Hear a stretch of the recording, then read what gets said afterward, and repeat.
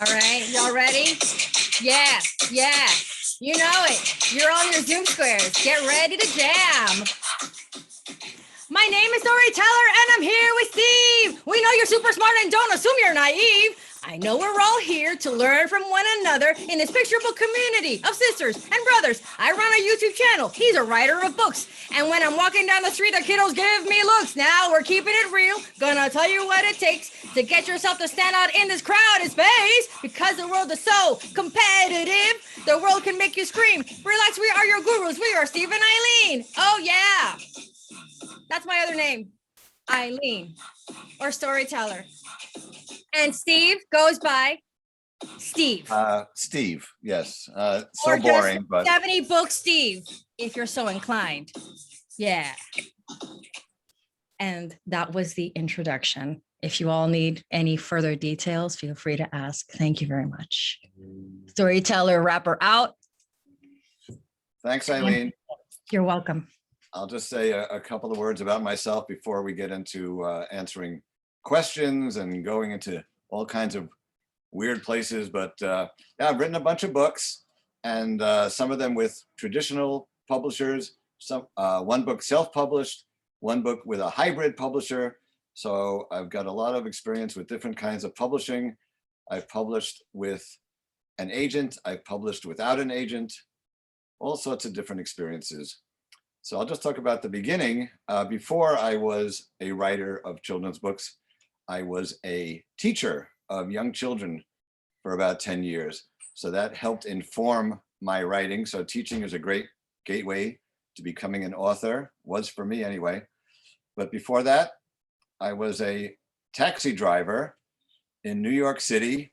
But I mean, who wasn't? Am I right? Am I right? Here I am, like now this is the gritty 70s in New York that you hear about. But would you get into a taxi cab driven by this gentleman or not? So anyway, those were the old days, and now we have the new days. So here we go. So Eileen, should I talk a little bit about my first set of books and how they came to be? Actually, Steve, I'd like to know first how many knife fights you got into as a taxi driver. Well, not many knife fights, but I did pick up Robert Redford once and Andy Warhol. So those were my best taxi driver experiences. Okay, not bad. Talk about. Not bad. And they were both very nice people. That is very cool. Yeah, I mean, yeah. Do you want to say like what it was like to have that first book, you know, the journey to get that first book published? Yeah, I'll tell you, it was a very lucky experience because I was hired to be working with Scholastic's book clubs. And the editorial director there is a person named Jean Fywell. And how many people know of Jean Fywell who have heard of her? She's with Macmillan now. She's like the guru. She started Babysitter's Club, Magic School Bus. After, in other years, she started Harry Potter. So she's considered one of the greats in the children's publishing business. And every once in a while, she had a meeting called the Blue Sky Meeting. And these Blue Sky meetings were, people would just come and bring up any idea that they would have, no matter how crazy it was, no matter how outlandish, she wanted to hear it. So I had just really started working there. And I said, I think there should be a series or books written about, you know, preschoolers. Preschool kids are amazing kids, and their social emotional lives are so full of excitement and energy and conflict. And she said, well, you know, instead of children, what if the series was about, you know, little dinosaurs? So I said, oh yeah, you know, 4-year-old dinosaurs, you could even call them, you know, dinosaurs. And she said, she turns to me, and these are one of those moments in life where you're a little dumbfounded, but she says to me, do you want to try writing them? And I had never considered myself, you know, a writer. I was a teacher. I was learning how to be a book club manager.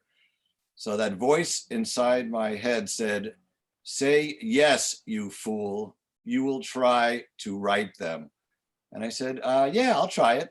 And so that's what started. And that was my first book, got accepted. was called the Dino Fours, It's Time for School.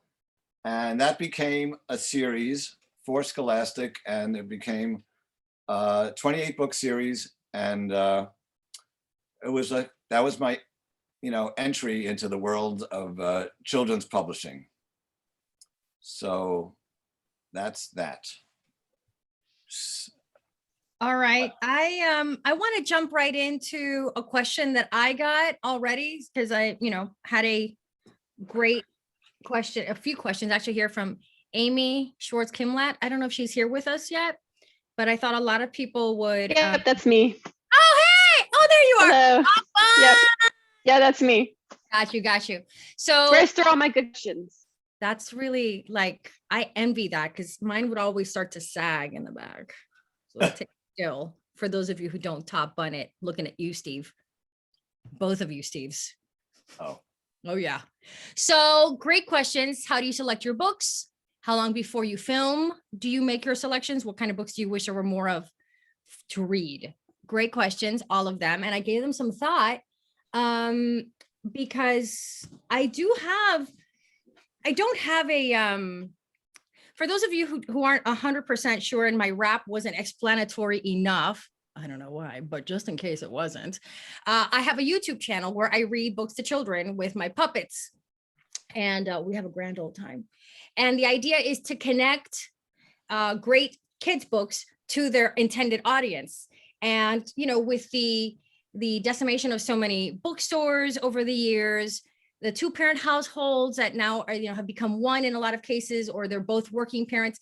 Basically, the story time tradition has sort of waned in the face of so many modern pressures that parents are facing. And sometimes it may be a lack of books in the home, a lack of language skills in the home. There's so many reasons why kids are not getting their bedtime stories or getting exposed to books like they used to. So we started this to connect the books that you're making to their audiences.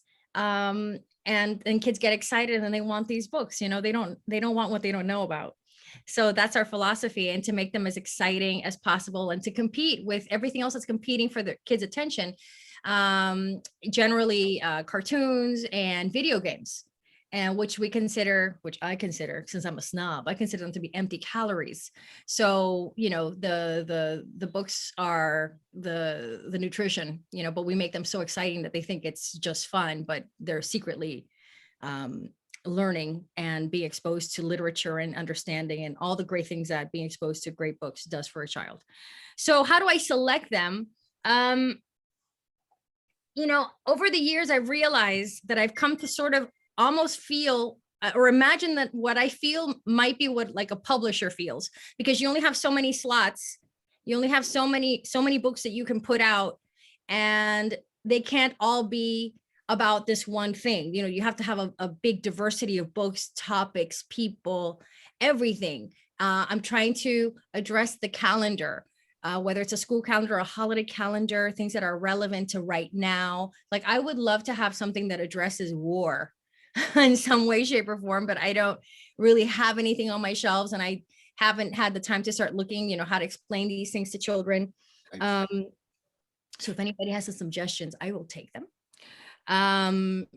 So, and I have to be able to get permissions for them, Amy. I only read with copyright permission. So that's a process. Not everybody embraces the concept. So there are just a lot of great books out there where even the author might be enthusiastic about it. But if the author has given the copyright over to a publisher that's not enthusiastic about it, there's nothing I can do. So there's that. And also ultimately, I kind of have to like the book myself, because this is something that I do. So I'm beholden only to sort of my own taste. And that's kind of what my audience has gone into is, what I like is what they, what they like. So there's that. I like a lot of twisted fairy tales. I like a lot of things. I've read over 1,000 books. So there's a breadth of things there. But I just had to turn down one book because I already have a book about that. Like a book about grief. And that's an important topic to take on. But I can't have 3 grief books in a year. And I already have 2 sitting there, and I couldn't take on the 3rd. because you can't do that to your audience, you know? So that's what I'm dealing with, things that the author would have no idea what I have sitting here. And it's like, I have already too many of those waiting for the right time for me to put them up. Now, how long do I film before I make selections? I don't have Thursdays filmed yet. I gotta get to that tonight. But then sometimes it'll be weeks in advance. It just really depends. I am my own entity. So it just depends. You know, if I'm trying to push something close to a holiday and I don't have the book yet, I'll wait to the last minute to get it in there. If, you know, wait for it to arrive. And then sometimes I can shoot in advance if it's possible. But the most interesting question I thought that you asked was, what do I wish there was more of?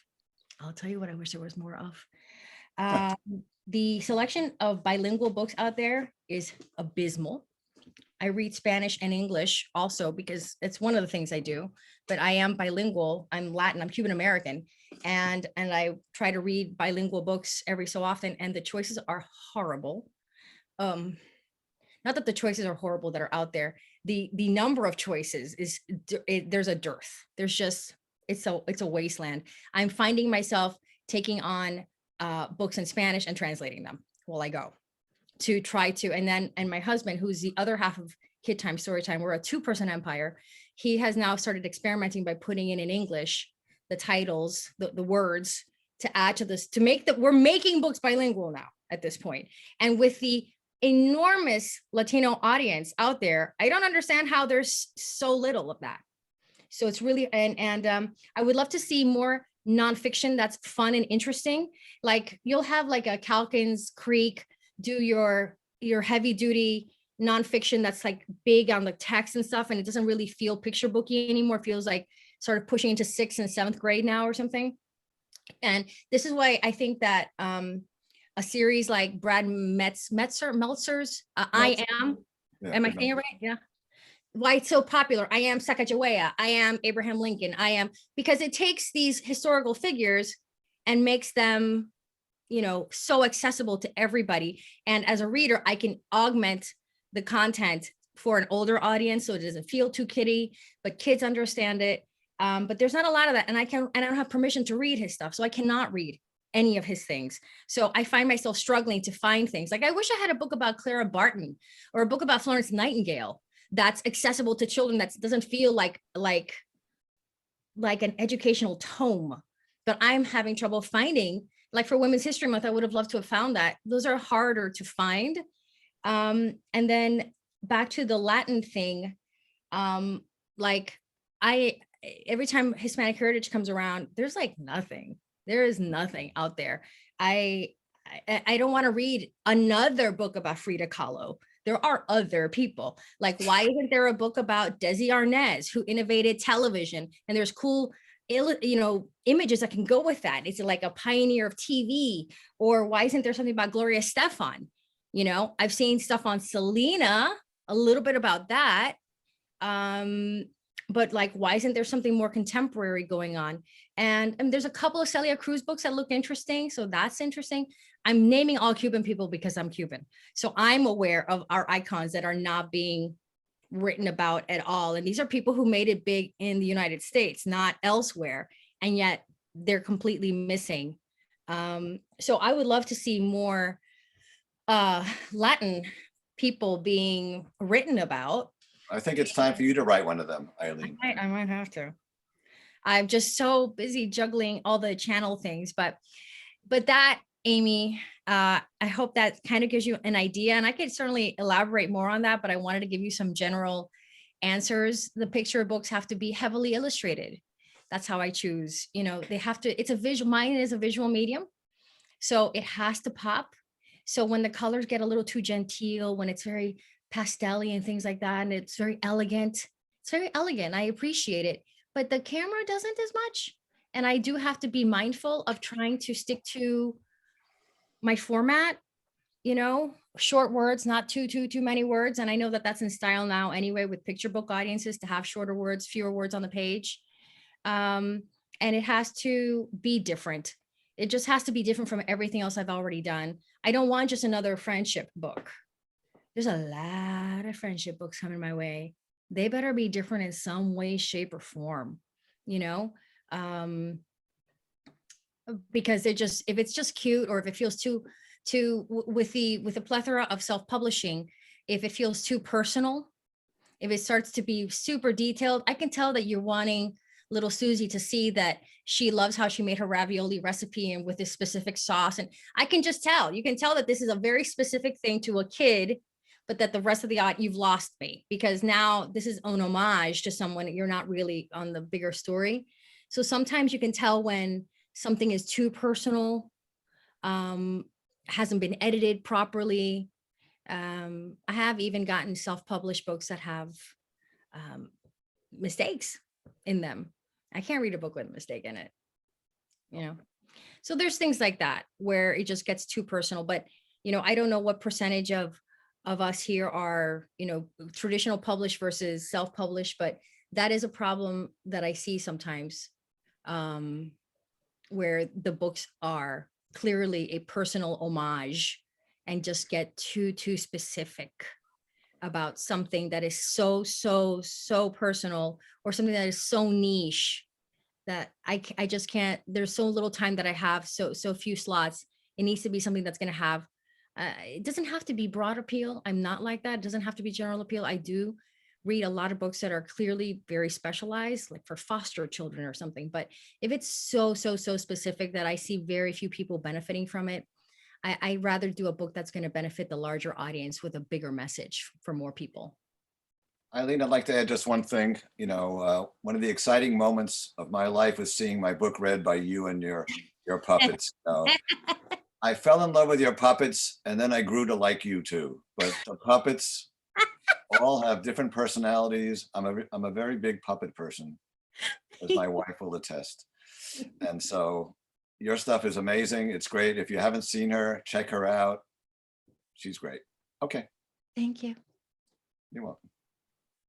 Now, other questions. Do we have questions? Do I have to read questions? What's going on, Audrey?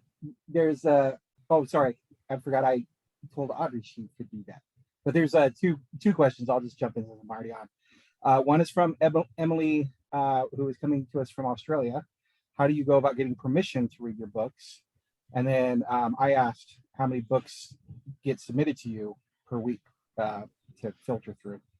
A lot. I can't even count. I can't count. It's a lot. It's to the point where it's a little overwhelming because I don't have help and I'm reading all these books and people want reasons why I'm not choosing them. And it's hard to do that. I don't like to say no to anybody because I know that it's always a labor of love. You know, how do I go about getting permissions, Emily?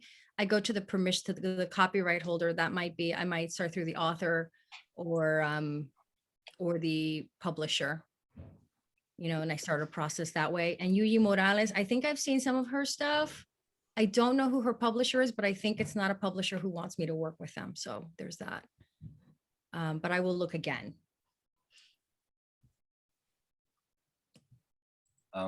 Should I talk a little bit about where my book ideas come from? Yeah, I was actually just about to ask you that. Okay, so I'll just sort of do a little bit of a show and tell of some of my books and where the ideas came from. But basically, I think people should, you know, write what's in their heart, write about things that they're passionate about. I mean, if you're passionate about something, if it really means something to you, that will come across in the writing of it. So these are all ideas that really, book ideas that really meant something to me personally before they became books. So one of my first books was called The Dancing Clock, published by Tiger Tales. And this was a book that came about because I live in New York City and I live near Central Park, and there's a clock right outside the Central Park Zoo, Delacorte clock.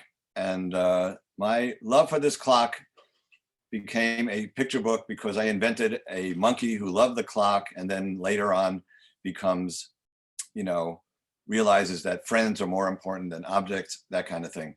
So there's, you know, you always want to maybe, if it's a story, it's nice to have a message underlying what the story is about. Here's a book of mine called Skeleton Meets the Mummy. And again, holiday books are always big. They're perennial. If you're looking for a topic and you can't find one, Christmas is number one, of course, and Halloween is a very close second. Very And true. Very true. Halloween is huge for us with viewership. Kids cannot get enough of those books. Same thing with Christmas. And then they keep, when they discover them, they want to keep reading them year round.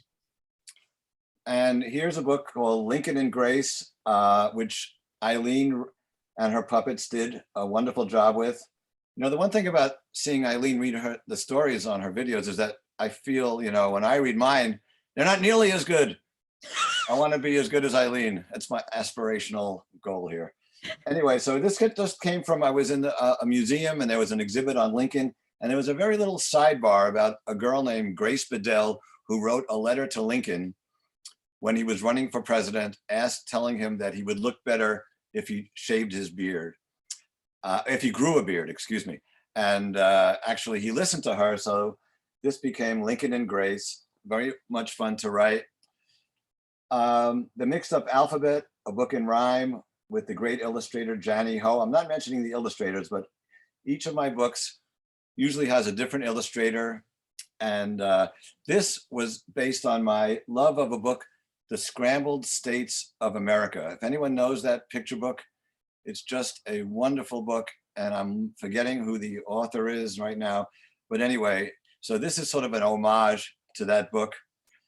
Now you can also do a book based on an old chant, an old song. Now everyone knows we're going on a bear hunt, so why not we're going on a leaf hunt? It's not original, that I know. These are called derivative books. But if you find a rhyme that's in the public domain and you have a new take on it, I tell you, this book is always a bestseller around in the fall. For some reason, people are still buying this book, and it really, some books are hard to write and take a long, long time. That one sort of like wrote itself. Here's my boss. If I can Yes. say something, Steve, before you move on to Sure. the next one, we're going on a leaf hunt. Great read aloud, you know, because again, since it's based on a chant, you know, it's easy to, you know, make it exciting for kids and to read aloud. So in my world, stuff like that is fantastic. Great, thank you. Here's my Bossy Dolly, which is one of my favorite books that I wrote. And basically, when my daughter was very young, I would tell her make up stories called My Bossy Baby, which were thinly disguised stories about her. And then the editor at Scholastic said, instead of making it a baby, make it a dolly. So that was easy to accomplish. Here's a book called Detective Blue, and it was illustrated by the one and only Ted Arnold. And if you're familiar with his work, he's amazing. And I actually sent him an email and I said, Ted, I would love to work with you. I have 3 ideas. And he said, you know what? I like your Mother Goose Noir idea. And that's became Detective Blue. So this was my most exciting acceptance, having Ted Arnold do that. Now, here's a book called Turn Off Your Silly Phone. I tell you, it's a book that I had to write because I don't know about you, but when I'm walking down the street and I see parents on their phone, ignoring their children and talking on the phone, it really annoys me, because I feel like here they're losing these great moments of childhood. They could be singing nursery rhymes, they could be pointing out things, and they're on their frickin' phones. So originally it was called Turn Off Your Fricking Phone, but then I decided to soften it up, and it's called Turn Off Your Silly Phone. And this was one of those hybrid publisher deals because nobody wanted to do it. And I don't know if people are familiar with hybrid publishing, but basically you have to come up with the illustrator and get everything together and they will publish it for you. But they will not do any marketing, and they will, basically you're on your own, but you can get a good royalty and an advance deal. And here So do you have to is, put money up front in those hybrid deals, Steve? what's the question? I'm sorry. you have to put your own money up Yeah, front? I had to put my own money. I had to hire the illustrator, and I had to, get the book print ready. So basically, it cost me over like about $3,000, $3,500. But it was a book that I just had to write because turn off your silly phone already. Anyway, but I'm glad it was done, and some people bought it, and it was a very low advance, like about $250. So that's really pretty nothing in the world of advances. And so here's another book that I wrote. Yes, I Can Listen, because I had written a book called The Way I Act, and I felt like this was a good follow-up. And just to show that if you're lucky, you sometimes get your books picked up by a foreign publisher, and it's called Yvette or something in Turkish. So there you go. Steve, So- somebody has a question related to what you're talking about right now. Yeah, I should When it came stop to the talking. hybrid, was the greatest cost for the illustrator, and do you own the art? I guess the greatest cost was the illustrator. It was Jill Dubin, and I knew her from Scholastic days. She had illustrated a couple of the books that I had written for Scholastic. So that was the main cost, yes. And somebody else here is asking, since you got inspired by a real life situation at the museum, is there any specific route to take when doing nonfiction? For instance, when you hear a story in the museum, do you first check that it hasn't been written about before? Yeah, that's probably a good idea to check out if it's been written about before. And actually that book had, Boyd's Mills Press had done a book called Lincoln's Whiskers. And I felt like the cover was so dark, and I felt like my book was a much lighter tone. So I felt like, and it had been done about 10 years ago. So I felt like it was still a good topic. And it had some nice sales with it, especially in the book clubs. It certainly caught my attention more than the other one. That was the reason I reached out to you in the first place, because I picked up your book and I wanted to do it because I saw an opportunity to see, for me, from my vantage point, which is I'm sure a vantage point for a lot of people, that it was a different angle on Lincoln that we're normally used to hearing. And unless you saw that one book that was written before, I don't think that that's necessarily a reason to stop, putting your own take on it. Yeah, and it's definitely historical fiction. It's definitely, of course, I wasn't there. I make up dialogue of Grace and her brothers and sisters. So it's totally not nonfiction. And you have to be careful in the kind of, when you're picking topics like that, if you really want it to be nonfiction, to really get your facts down, and people will really double check that, and you will get rejected right away unless you have your information really nailed down. I'm going to answer a question here, and then I'm going to ask you a question that I see here for you, Steve. For Okay. me, Karen is asked, another question, 2 questions for me. You guys, stop. Let's see. One is, what are some reading techniques to hold children's attention? So I kind of combine my storytelling naturally.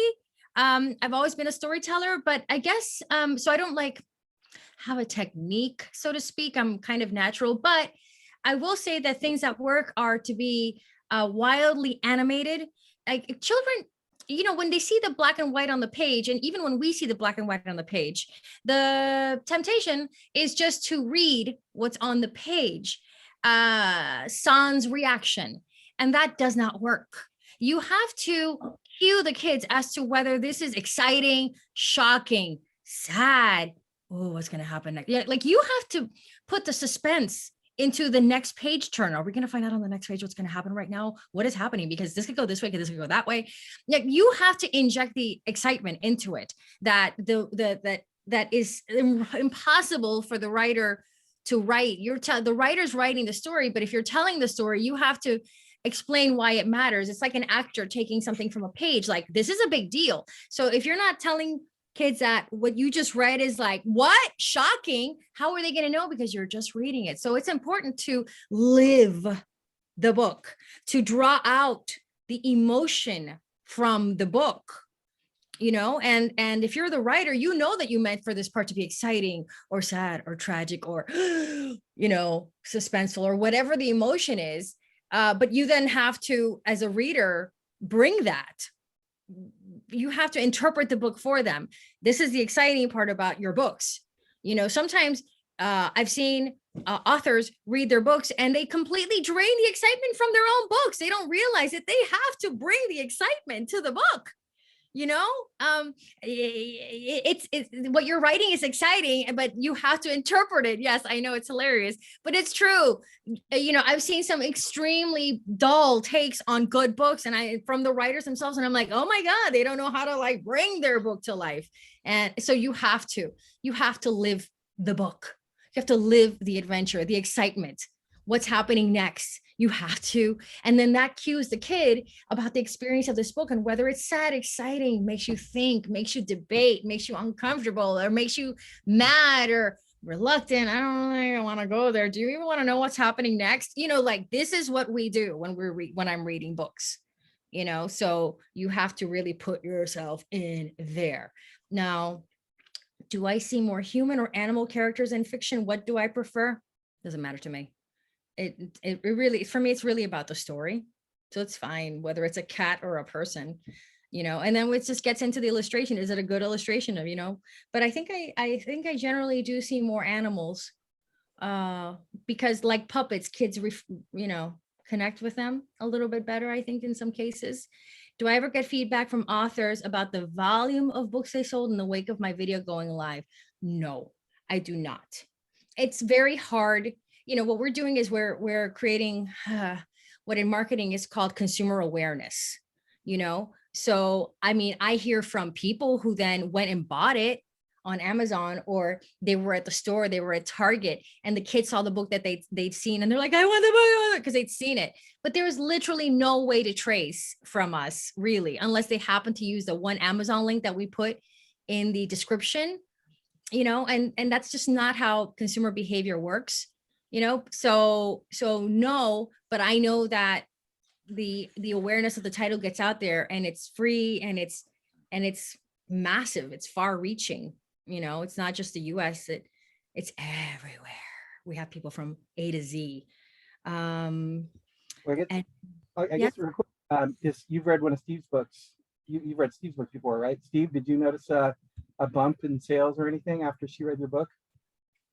I didn't really check that, so I'm not sure. I'm sure there was a big bump, but it's, I don't check sales that much. I get twice a year, you get your royalties. So basically, if, and that's coming up. So when they come up, if I take a look and see one of the books that Eileen read, then I'll correlate that with Eileen. But I'm sure they have helped a lot in some cases, some of the cookbooks, because once they have a shelf life, and then they're pretty much gone. And then when Eileen does them, then they're there forever. You can always look it up and read it again or hear it again. So yeah, that's the thing with since we're always getting new audience coming on board, because children are being born all the time, you guys. And then they get older, and then immediately they take a first step, and then they get a YouTube account. That's the order of things now. So for them, the book is new. So for the publisher, they'll do the big rollout, and then it's over. Then they're on to the next thing. But with us, it works in a completely different way. It's just generating attention nonstop and constantly, and it's growing. And the more a book grows, the more it grows again. Steve's book, The Leaf Hunt, will pick up again in the fall. And more people will discover, because they're looking for that, and they know to go to this category. They know they want a fall book, but they don't know which one. So they go to us, and then they see it, they're like, oh, that one, I want that, So that's how that works. So yeah, so we're an ongoing publicity. Eileen, the check is in the mail. Thank you. It's $3.99, and you know it. Okay. Sorry. Yes. I was going to say there's a, hold on, buddy. Sorry. There was an earlier question kind of along the lines of what you were already talking about, Eileen, about what makes a great picture book text for read aloud. The question's from Christy.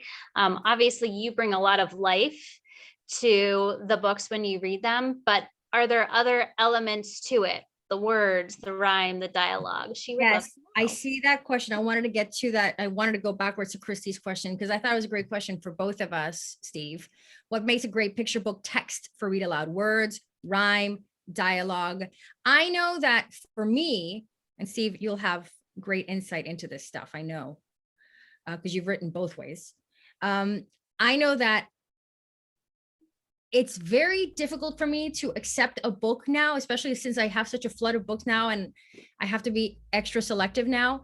Those books that sort of are a hybrid, like they rhyme a little bit here and then the rhyme scheme goes off, but they're still kind of sort of rhyming, or this word didn't quite fit, or like it was a perfect rhyme here, but then over here, I couldn't keep the same rhythm going. Like no, it has to be one thing or it has to be another.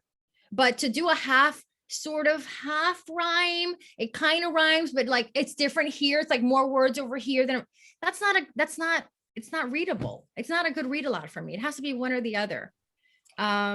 Like somebody who rhymes brilliantly, who's not in this conversation, is Sue Fleece, Fliess. It might be Fleiss. I think it's Fleece. Never have had to say her last name before. She has a ton of books out. She has such a way with rhymes in the way she does things that I frequently find myself singing her books. That's something else I can do. But it's so rhythmic and it's got such a musicality to it that it's very easy to read. It's just like, so, and that's irresistible.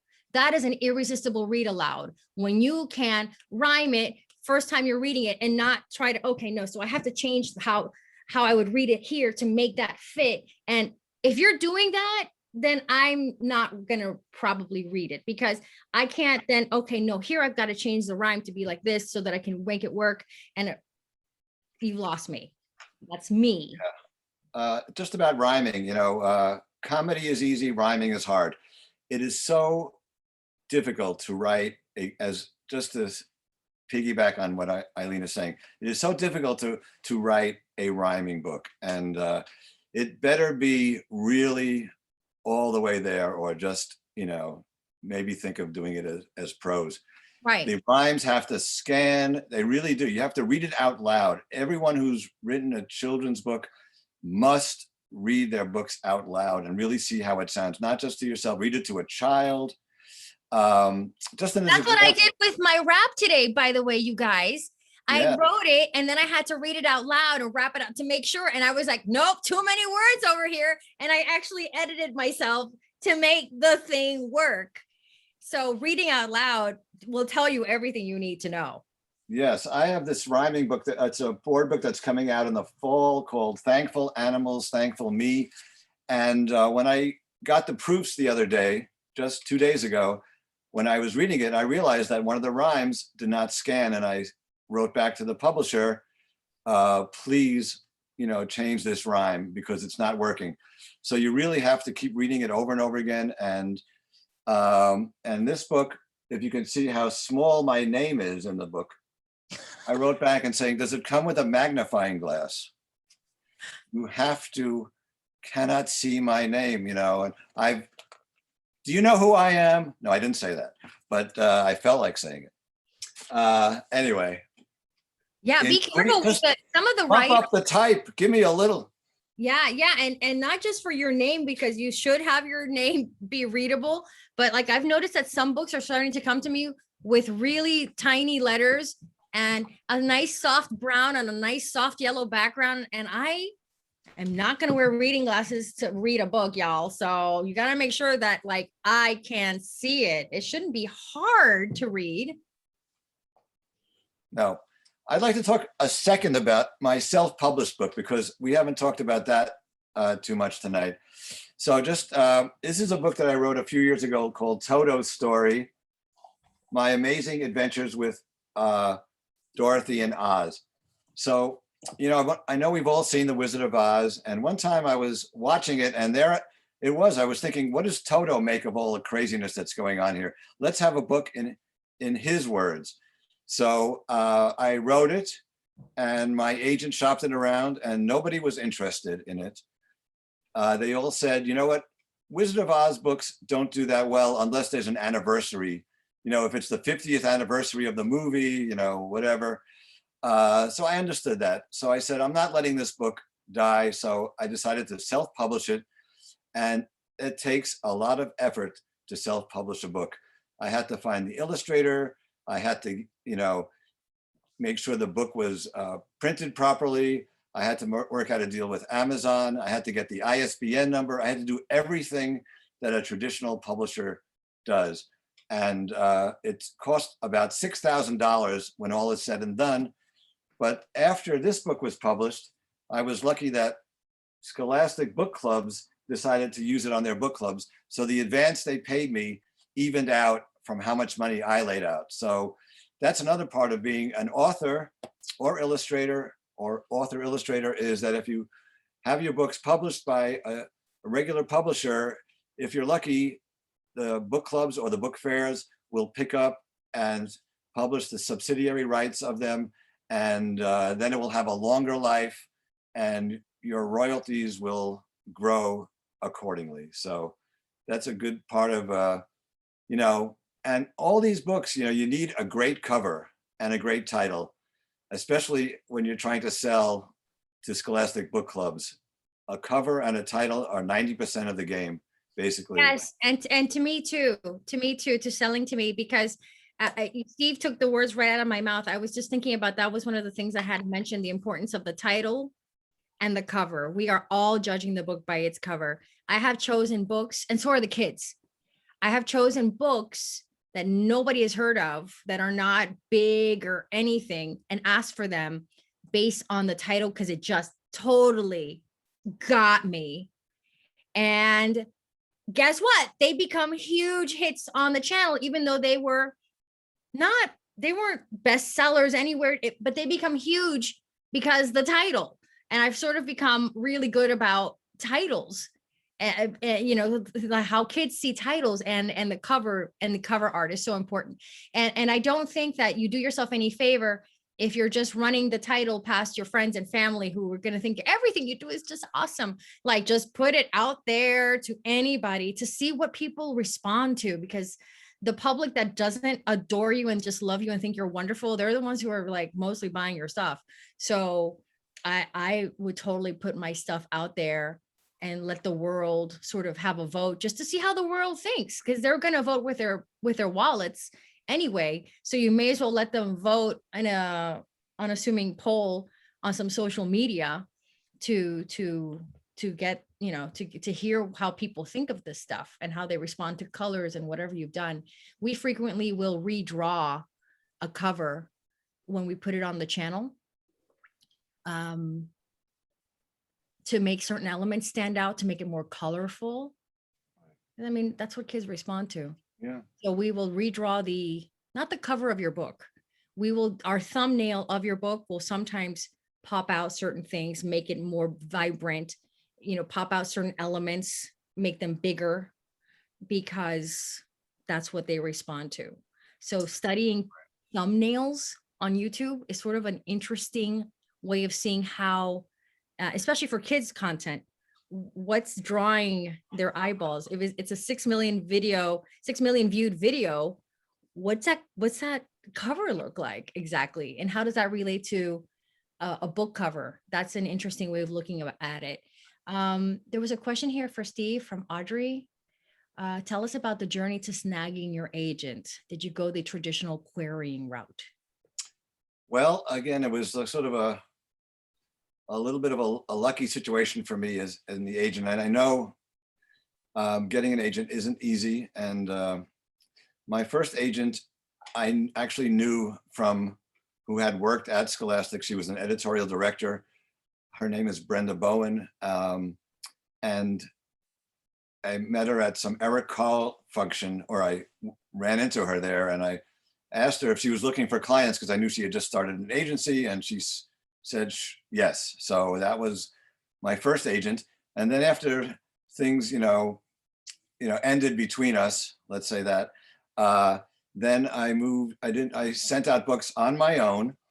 And, you can send books, if you look at the book Writer's Market, which I recommend for every new author, tells you which publishers have accept only agented manuscripts and which ones will accept unsolicited manuscripts, which don't have agents attached to them. And that's where my last board book, Thankful Animals, Thankful Me, came from. I just solicited it to Familius, and like 2 years later, out of the blue, they were interested. And my second agent came from, I just heard from somebody who, a friend of mine at Scholastic, that there was a new woman who used to work there named Jana Morishima, and she is starting an agency, and it's mostly with graphic novels. And I just wrote her an email saying, you know, I'm looking for an agent. Let's meet. And we had a nice lunch. And so, you know, you could just Google children's agents and, you know, you can maybe find someone there. Just look around. There's, be always open to, you know, finding somebody. But yeah, I was lucky in both cases. And, you know, sometimes it's great to have an agent, but you want to have an agent that really pays attention to you, that gets back to your, when you email them and doesn't ignore your emails or waits a week or whatever. So it's important that you have the right agent as well.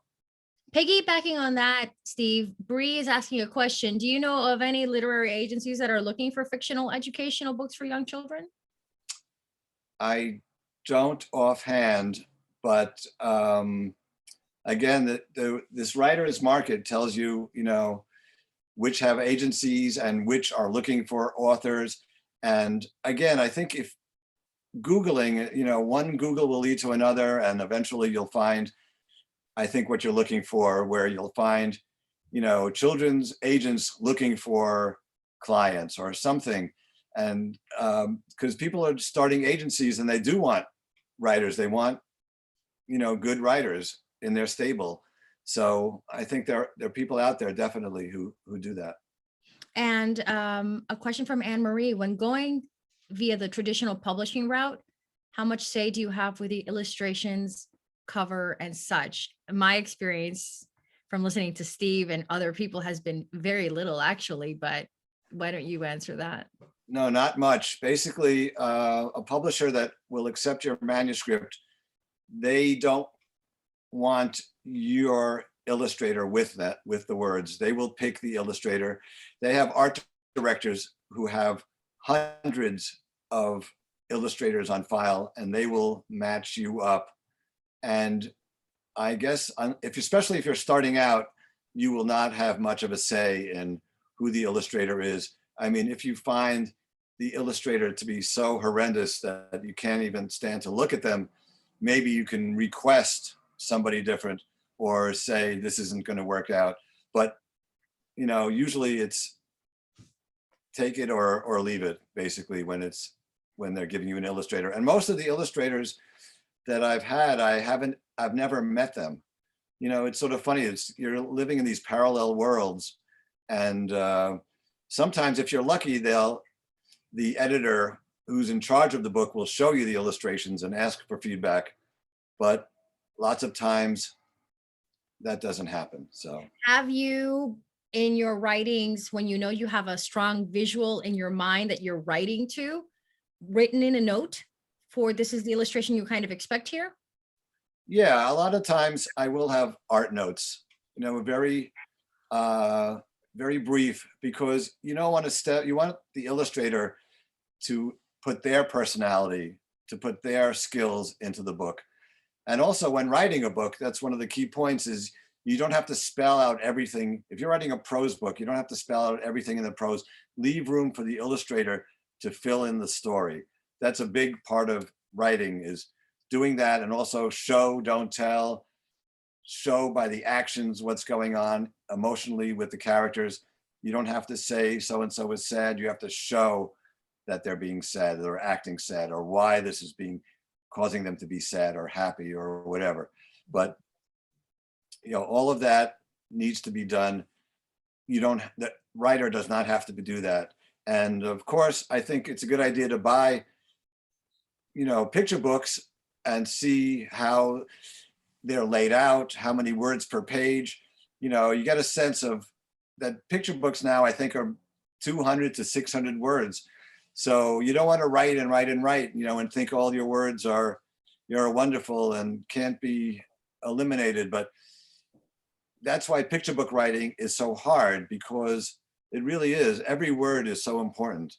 And See, you said 200 to 600 words for picture books. What about those books I know. occasionally that I will read on the channel that are chapter books, like an I can read book type of thing? But it's still still a picture book. It's just got 3 chapters maybe. But how many are in those, would you say? It's hard to say. Probably about, I can read books, like beginning readers, the vocabulary is very controlled.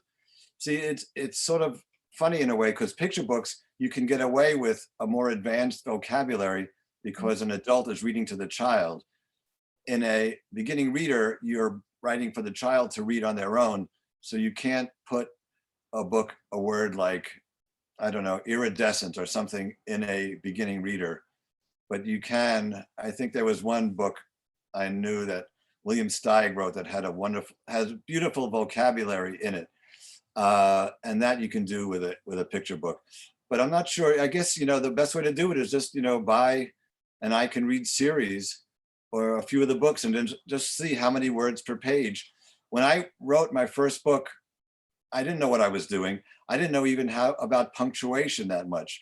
When you have a quote, do you put the period before or after the quotes? You need to get all that stuff figured out before you start writing. So using other books as examples is an important step, I felt, in my growth as a writer.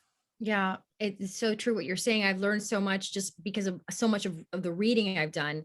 And, you find yourself tripping up on books that have, and then mom said, and then dad said, like a lot of attribution also clutters up a picture book. A couple of questions for me. Top Bun, I kept saying it's just me and my husband. We're a 2-person empire. The puppets do not help at all, so I don't count them as members of the team. And then, so we work a lot. We look like we're bigger, but it's just the 2 of us right now, for now. And then Hannah, your question, I'm so happy to hear you're working on bilingual stories. Hannah is an ESL teacher, or was an ESL teacher, and speaks Spanish also. Hey girl, hey. So tips on making bilingual books marketable to native speakers of each language, or thoughts on creating bilingual books. I think that the same rules apply to bilingual books that apply to just picture books in general. Great cover, great art that pops, engaging story. It's all the same. The only thing I would tell you is that it's so much easier when it's short text, like seriously short text, because otherwise it's too much to read per page because you're reading it double. So think about that, because when I've faced these books that are a chunk of dialogue, which would be okay if it was just in one language, but if I have to read the chunk in 2 languages, it becomes very challenging. So I think that's one way of doing it. And then otherwise just market, like I think I'm the only bilingual major reader, I think. I mean, there may be others, but not big that I would know who they are. I haven't seen them. So it's good to know that I exist for purposes like that. And then since you speak Spanish, then you have to redouble your efforts. If you're gonna go to your local TV station to try to get a little publicity as a local author, make sure that you also hit your local Spanish speaking stations on top of your English speaking stations, and do outreach to other teachers and other ESL teachers, and do all the online stuff where teachers support teachers. Since you have that angle, that's going to be big. So that's what I would tell you as far as marketing. And Eileen, just to add on to that, diversity is such a big part of publishing now. Finally, the publishing world has caught up with, the diversity that is America and is the world. So now you see a lot of books with all kinds of kids represented finally, and differently abled children. So all of those things are now making the world of children's books more exciting than they've ever been.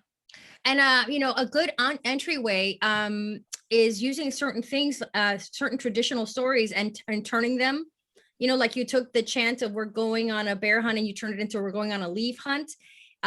Like I have read Abuelo and the 3 Bears.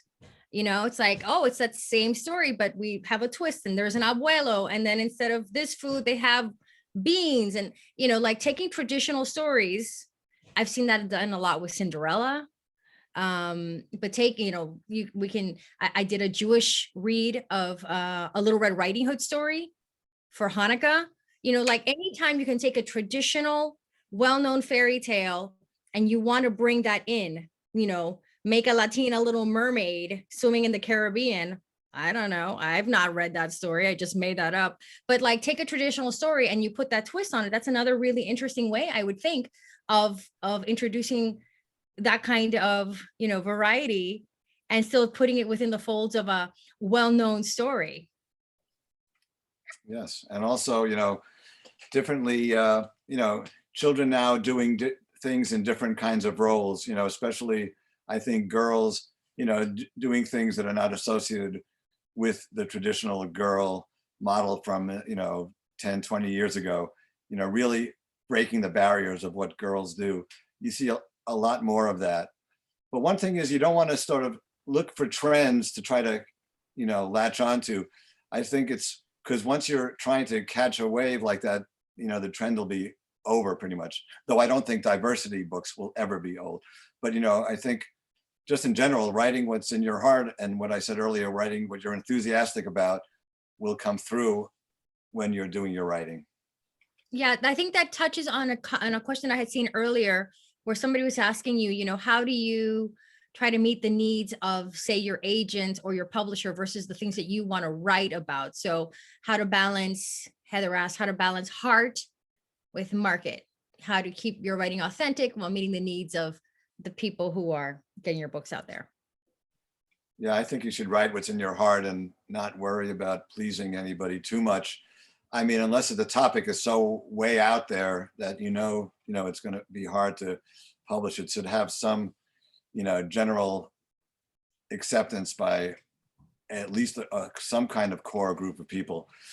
But yeah, you know, there's lots of publishers out there. So if you're, you know, I've been rejected a bunch of times. Rejections are a big part of being a writer, you know, and it never, you know, it doesn't feel good, but a lot of times when you get a rejection, there's a nice comment in there. Oh, we really liked it, but it wasn't quite right for us. Or if you had done this, or, you know, they'll give you a tip, a writing tip. Others are just, you know, we're not interested, or they just won't even get back to you. So you'll have to get used to that too. If you send to a publisher or an agent sends to a publisher, they might not even return your call. So there's a whole range of responses from the world out there. And so saying everyone gets rejected, so I'm in good company if that happens to you. Christy, to answer your question, early reader like Elephant and Piggy, yes. And in fact, I would hold up an example like the Elephant and Piggy books. We actually had read them for a while. We had permission for a while to have those up on the channel. And those were fantastic for bilingual interpretation. So I actually got them in Spanish from Disney Publishing, and they were so easy to make bilingual. I turned the Spanish books into bilingual books. That's a really great example. The series, I Want My Hat Back, or You Stole My Hat, the whole hat series thing. So sparse in the dialogue, tells a fantastic story. And those are super, like a book like that is a great model for creating a bilingual book. I've done it already with those books, although they did not come bilingually. They come in separate books, as if this is my beef, but we're not separate worlds. We're all here. We're bilingual and we're all here. And I speak Spanish just as well as I speak English. And there's so many of us, and they keep putting, oh, that's Spanish books over here. And then we'll put those in Spain, and then the English version over here. So those are great examples of books that have very little dialogue that are easy to turn into bilingual books. The publishers have published these books as separate languages, but that, for me, to give you a guide, is a great amount of words to turn into a bilingual book. It's a no-brainer. And I'd like to just add one more thing about writing what's in your heart. Now, here's something that is going to be published this fall. It's my first graphic novel. I was lucky enough to get a 3-book graphic novel deal with a publisher called Raycraft, and they do a lot of publishing with diversity and all sorts of, you know, that's their mission, is to publish diverse children and diverse authors and illustrators. And this was a book idea that I was actually had in high school, and I had a little comic strip with my friend in high school, but I never forgot it. And it's perfect for me because it taps into my inner 9-year-old, because I think if you can tap into that inner childhood part of yourself, that will help in writing too. And these books, these Bumble Brothers books, are totally silly, and humor was a strong saving part of my life, growing up in not really difficult circumstances, but somewhat difficult, but also humor helped me survive a lot of times. So I'm a big fan of humor. So now I have a chance to put all this humor to play in these new graphic novels, and I'm very excited that they're coming out in the fall. Yeah, and if I can say also, as a creative, doing creative stuff in this way, I would also go with the same thing that Steve said, as far as doing what you want to do, writing what you want to write, creating what you want to create. It is hard enough to be a creative without then also deciding that you're going to try to follow somebody else's rules. The same thing has applied to how I decided to read, the books I decided to read, how our reading approaches. It's different from everybody else's. Everybody else had better numbers than us. But I said to myself, yes, I would love to have better numbers. I would love to have more followers. Everybody wants more of everything. Everybody wants more audience. But what's the point of this? It's just too much work to be a creative, to then not do it your way, to not fulfill your own vision, to not write what you want to write, do what you want to do, and make a thing the way that you want to make it. You're not working for anybody. Right. You're hoping that somebody shares your vision and appreciates what you have. And if not, like Steve said, there's a book, and go get that book and find other people who might be on board, or do the hybrid, or do the self-publishing. There's lots of options nowadays. But I think step one is to fulfill your artistic vision, and hopefully get somebody else as enthusiastic about your vision as you feel about it. Yeah. Otherwise it's too much work. It's too much work to be creative, to try to contort yourself into somebody else's ideas. Yeah, just like what you're saying, Eileen, you got to be yourself. If I'm going to fail, I want to fail being me rather than trying to be something else. Because then when I fail being something else, then I'm saying, why did I do that? I'm not sort of double failing, because yeah, it is that you're just kicking yourself. It's the old thing that we're always telling children in the books: better to be an original you than to be a copy of somebody else, a second-rate copy. We're telling kids to be themselves, and then we're trying to contort to somebody else's vision. It makes no sense. We have to practice what we preach.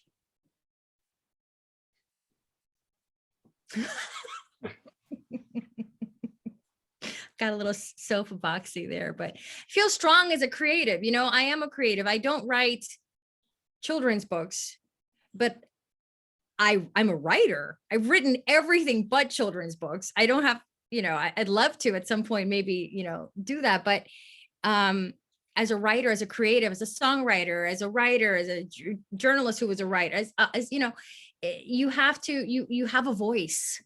You have a voice, and you want to see that voice put down paper, because nobody else speaks in your voice, and all of us are sort of, as creatives, you're always in a perpetual state of auditioning. You're trying to win somebody over. Will you represent me? Will you put my book out there? Will you do this for me? Will you believe in me? You're always auditioning for somebody. And it's a sort of a thankless position to always be in. I mean, it blew my mind when Steve was telling me that with everything that he has accomplished, he still gets rejections at this stage, 70 plus books, and he still gets rejected. No guarantees. Yeah, he still looks for hybrid publishing opportunities and other ways of doing things. But that's why you have to, if it's going to be thankless, you're going to, at least at the end of the day, be satisfied that you follow through with your creative vision, because you have to be happy with yourself first of all. And then after that, it sort of seems to, in my magical way of thinking, emanate into others to follow you, and maybe you'll be a little bit niche. Maybe you won't be number one, maybe you'll be number three, but you're going to be exactly who you want it to be. Right. one other thing is that you're always learning too. I always feel like, you know, you never really always get it. You're always a student in this game. And I don't know if people know about Highlights, you know, Highlights magazine. They have these retreats. You can look up highlights.com, and I went on one a few years ago, and it was a wonderful experience. You're among other writers, and you know, I'm plugging this, but you have a chance, you have your own little cabin, and you're writing and you're sharing your work with other people and you have two sort of experts in the field, some other children's writers. And I had written books, but you know what, again, I'm a student, I'm still learning. I don't know everything about writing. And so this kind of writing retreat, you know, was a great experience. And I don't know if there are other retreats across the country, but this one in the Northeast was a really nice one. I think I got as many questions in there. Audrey, let me know if I missed any questions, or if people want to just ask questions, because I know we've been going for over an hour and some people are having to peace out because, you know, time. Right.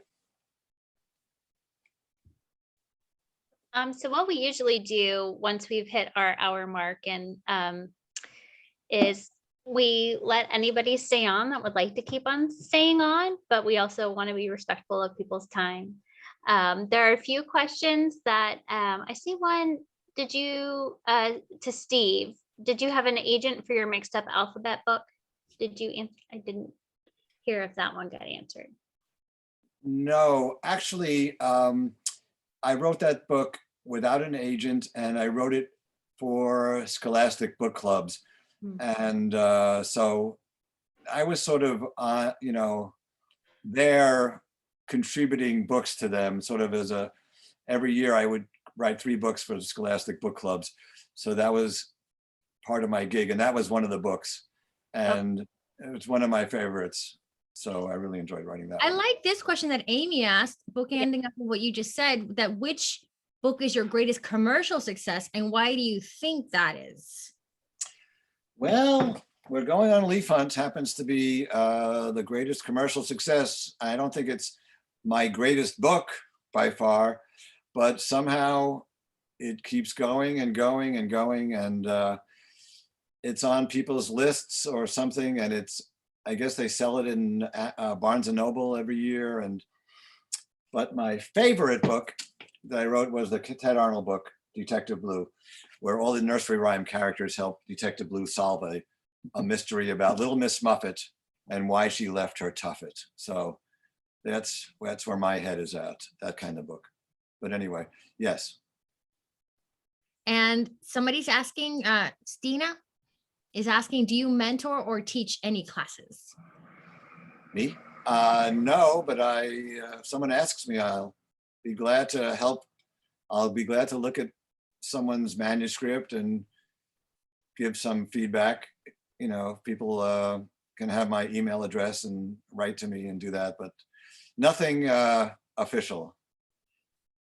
Yeah, and I do notice that, like, if you do have a favorite writer, if you look at their website frequently, a lot of them I do notice have a service that they do, that kind of thing. So if there's somebody that you fancy yourself to want to, you know, be in that genre, in that style, there's a lot of that going on out there too. I've noticed. And yeah, Chloe, what she wrote is true about you're going on a leaf hunt. Kindergarten teachers everywhere are reading it each fall. Yeah, if your story is pegged to a holiday, man, that's gonna do really, really well. You know, top secret. There's just a few of us now, you guys, so you'll get this top secret information unless somebody's playing it back on the recording, then they'll get it too. But Groundhog Day is humongous. Groundhog Day. I had no idea Groundhog Day was a thing, but for books, huge Groundhog Day. There's Like, a few I of them cannot out there. read what? There are a few good Groundhog's Day books, like Gregory Finds His Shadow, I think, or I don't know, but publishers sometimes are wary of a book like that, or April Fool's Day, which is kind of fun. That's such a narrow sales window for them. You know, you have to think like a publisher they are laying out a lot of money to hire you to do their marketing.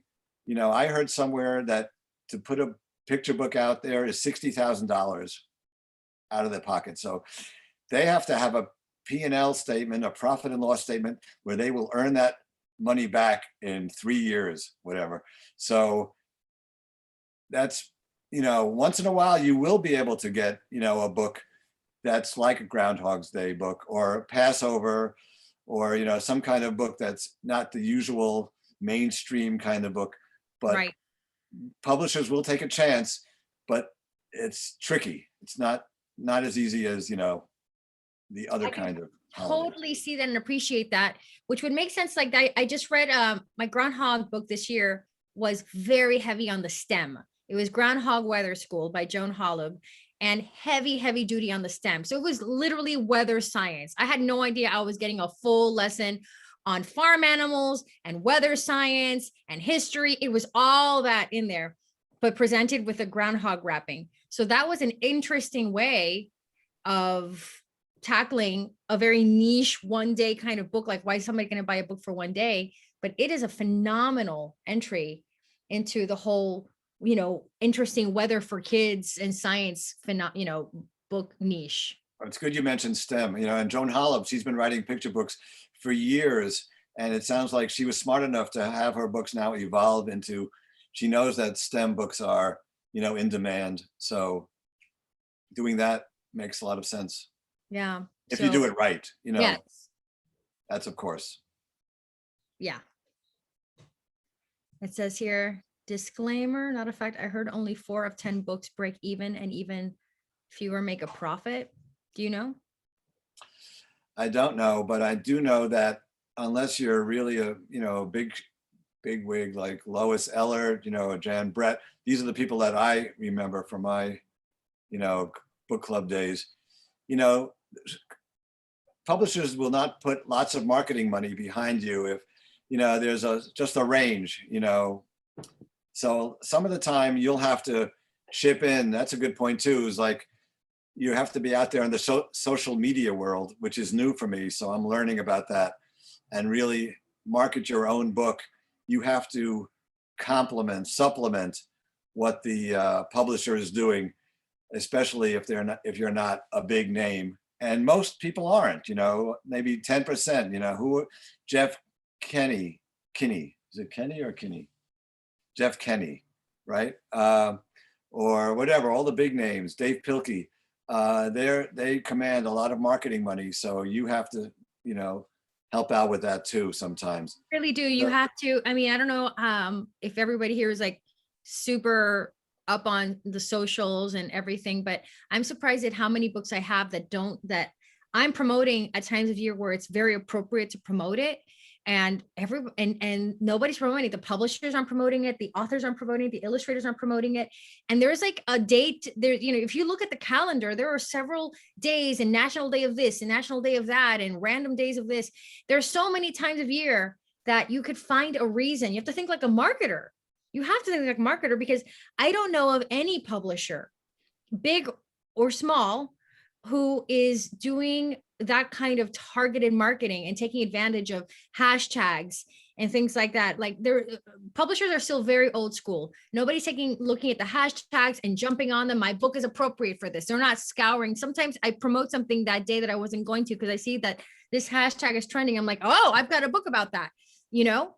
So you have to really be like on everything and just do a scan first thing to see what's going on, or look at the calendar, like really look at the calendars and look at those websites that tell you that what day is this day, and, you know, and see if there are hooks, you know, hooks, that's what we call them. You know, is there a hook for you, for your book, for your topic, for what you're doing, you know, and get yourself out there and be personal, you know, is it something about you that in your writing and you're in here and you can you know, connect to that hashtag and that community or something. But I am surprised at how little things get promoted out there. Mm-hmm. You know, people are not looking for books. You know, they're not like going to bookstores. You have to kind of get in their face with books. You have to get in their faces. And if you don't do it, your editor's not doing it and your publisher is not doing it. They're doing their own thing. Publishing is one of the old, not the oldest profession, but it is an old profession. And, they're not necessarily keeping up with all the different ways of getting stuff out there. And nobody's going to be more interested in promoting your book than you, guaranteed. Even if they put in the big money, you're still more interested in promoting your book than they are. Because so many times these publishers have moved on from your book because it was published last year or 3 years ago or 5 years ago. But for me, I don't care. You shouldn't care either. It's like there are still kids coming up who need this book. There are dates of the calendar that could be made relevant. So, that's my approach with all the books that I have, and it should be with yours. Yeah. And like what you're saying, Eileen, like a fresh take on an old theme is a good way to think about too. If you have a new way of, a new fractured fairy tale, a new way, just anything that's just been done a lot of times, but your idea is a different, really unique way of looking at that. That's a hook that publishers can buy into too. 100%. I'm out of things to say unless someone has a question. I think that's a pretty good place to stop the recording anyway. As Audrey mentioned, a lot of times what we'll do is just kind of do like an after party where people can kind of chime in, and anybody that wants to stick around can. Anybody that needs to go, we understand. But so I will stop the recording right here.